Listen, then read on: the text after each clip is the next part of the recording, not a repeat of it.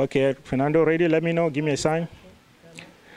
Yes, once again, welcome to the African Sports Network. This is Mr. Awasum Jr. I'm here at the Redbulls Stadium, definitely pursuing the MLS soccer team and also events happening here in New York, especially with our African brothers. We have two notable players here from Africa, Mr. Matthew Mbuta and also Mr. Danleigh Borman from South Africa. Now, Matthew is from my hometown, Cameroon, Bamenda, and Mr. Borman is from Cape Town, South Africa. Sitting right here with me is Mr. Borman from South Africa, and I also understand that he's from Cape Town, and he also made the under-19 selection. So he's quite a striker, you know, and I definitely want to welcome him to our network. Well, Mr. Borman, welcome to the African Sports Network. Thank you for having me. Thank you.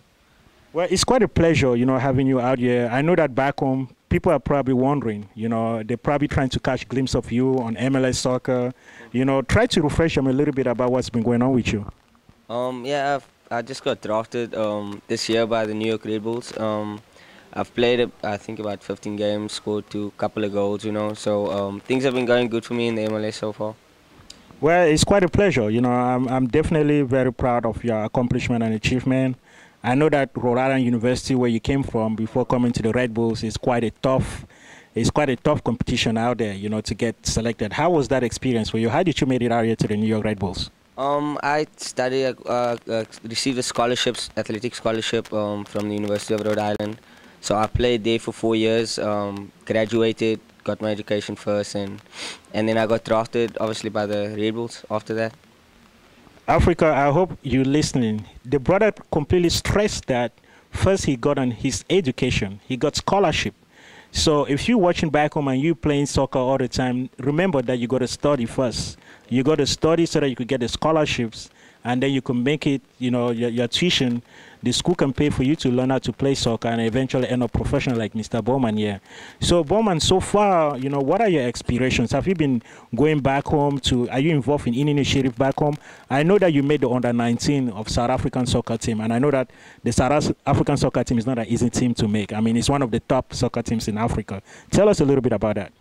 I was in high school when I made the U19 team and the 19 team. That was a good experience. It's always nice to represent your country, you know. But like for me, it's when I'm not a part of anything right now. I haven't been home yet since I've played professional soccer. So, but when I go home, I would like to reach out to the community, you know, to the youngsters, and tell them there is a future in sports, but also get your education first, and the professional sports can come afterwards. Well, right here, you know, I'm very pleased, you know, with your accomplishment. I'm very pleased with your efforts, and it's quite an example to young Africans, you know, to tell them that even though we're young, we're aspiring, you know, even with the vision that people have about Africa, because most of the time when you hear about Africa, it's mostly about philanthropy, trying to help somebody. Nothing positive really comes out of it. But I think that what you guys symbolize here is positive. I mean, you're an example of an African man that has really achieved something. And we have quite a good movement going out here. So have you been hearing rumors of anybody coming from South Africa again to join MLS? Are there other brothers from South Africa that are actually playing here in the MLS? No, not that I know of. I think I'm the only one that's from.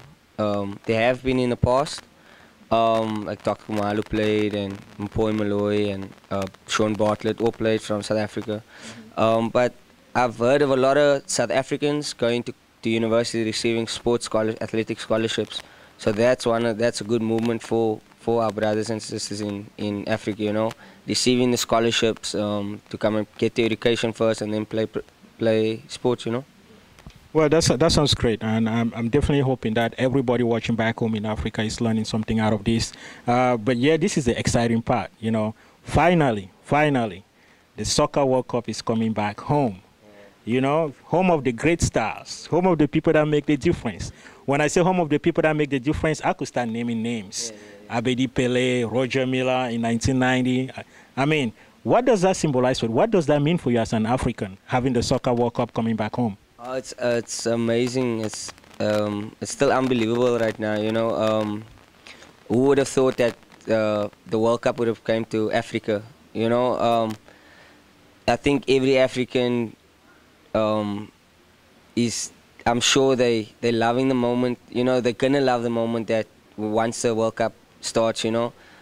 It's good for the whole Africa, for South Africa, the economy. There's going to create so much work for everybody. So you have to be pleased with having the World Cup in Africa.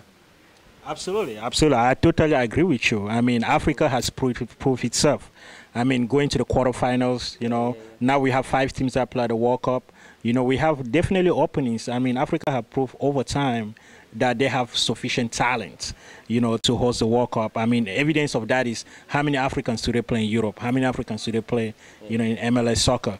But given that, are you involved with any promotions in regard to the Soccer World Cup, like talking about it? No, I'm not involved, but a lot of people have asked me about it and asked my opinion about it, and it's all good things. I know South Africa's going to pull off a good World Cup, you know. I'm sure the rest of Africa is behind South Africa to do it, you know. So yeah, we'll just wait. We can't wait for 2010. Absolutely, absolutely. I couldn't agree with you more. And the good thing about it is that now we have a sports magazine coming out called the African Sports Network Journal. You know, this will be a good opportunity, you know, to put it out there for people to see. You know, we're going to bridge that information gap with folks back home. You know, and we definitely going to plan to hold events, you know. Once, you know, the General Assembly at the United Nations starts again, you know, we're going to hold events just to remind people that, you know, it's safe to travel to South Africa. You know, because many people are seeing the stage of discovery. What do your other teammates think about South Africa? Have they been? Nobody has been, but a lot of people have negative. They have a negative attitude about it. They just hear about the violence and the crime, you know. And there's more to South Africa and Africa than just the violence and crime, you know. It's not as bad as the media makes it out to be. Exactly. So they shouldn't be scared to go. It's going to be a lovely experience, beautiful country, beautiful people for one, you know. So you should go. It's going to be an awesome experience. Hey, man, Borman, I couldn't agree with you more. My last request with that, look in the camera and just tell them, you know, where you're speaking from and who you are, and just give a shout out to them. Yeah, I'm Danleigh Borman from Cape Town, South Africa, coming from New York Redbulls. People, please look out for the African Sports Network Journal. The magazine's going to have everything on 2010 and the MLS. Good luck, eh? Hey, Borman, I couldn't agree with you more. Thank you so much for your time.